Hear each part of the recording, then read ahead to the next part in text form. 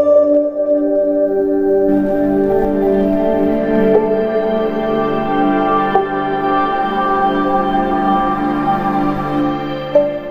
Hello everyone, welcome करता हूँ आपका आज की इस न्यू वीडियो में। तो दोस्तों, आज की हमारे इस वीडियो का टॉपिक होगा कि आप अपने मोबाइल से या कैलकुलेटर से अपनी परसेंटेज को कैसे निकाल सकते हैं। बड़े ही सिंपल तरीके से आसान अल्फाजों में आज आपको समझाऊंगा कि आप अपने नंबर की परसेंटेज को कैसे बआसानी निकाल सकते हैं। तो चलिए, सबसे पहले आप अपना कैलकुलेटर ओपन कर लें, मोबाइल कैलकुलेटर खोल लें या कोई भी जैसे आपके पास कोई भी कैलकुलेटर पड़ा है, आप अपने कैलकुलेटर में चले जाएं। तो कैलकुलेटर में जाने के बाद जो भी आपके नंबर आए हैं, जैसे कि अभी फॉर एग्जांपल मेरे अभी 450 नंबर आए हैं। मिसाल के तौर पर अभी मेरे समझो 450 नंबर आए हैं। तो इसकी अभी मैं परसेंटेज निकालने के लिए इसको ज़रब दूंगा, जिसको हम ज़रब की निशानी बोलते हैं। मैं इसको ज़रब दे दूंगा। उसके बाद मैं यहाँ पे 100 लिख दूंगा। 100 लिखने के बाद मैं इसको तकसीम कर दूंगा। तो इसके बाद आपने अपने टोटल नंबर लिखने हैं, जो कि आपके टोटल नंबर होंगे। जैसे मैंने यहाँ पे 450 लिखा, उसके बाद ज़रब किया, 100 किया, तकसीम किया। 100 मैंने इसलिए लिखा क्योंकि मैंने जो भी नंबर है उसकी परसेंटेज 100% के अंदर अंदर निकालनी है।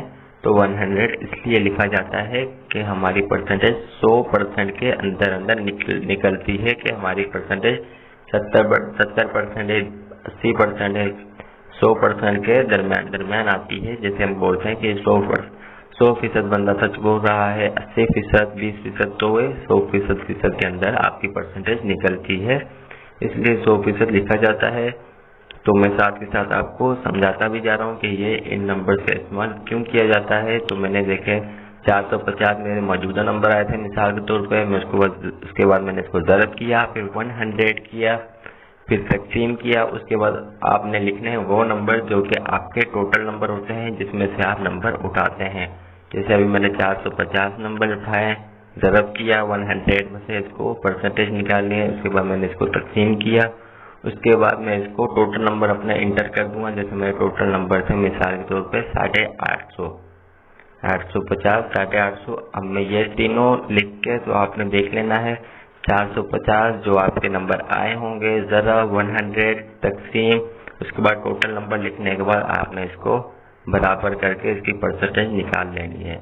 तो देख सकते हैं मेरी परसेंटेज निकल चुकी है। अभी देखें काफ़ी सारे नंबर नीचे आ चुके हैं। तो इनमें से आपकी परसेंटेज कौन सी होती है? तो देखें फर्स्ट पे बराबर की निशानी से पहले लिखा हुआ है 52.94। तो ये जो 4 नंबर होते हैं ये आपकी परसेंटेज कहलाती है। 52.94 ये आपकी परसेंटेज निकल के आ चुकी है। ये नंबर्स आपकी परसेंटेज कहलाते हैं, बाकी के नंबर्स को काउंट नहीं किया जाएगा।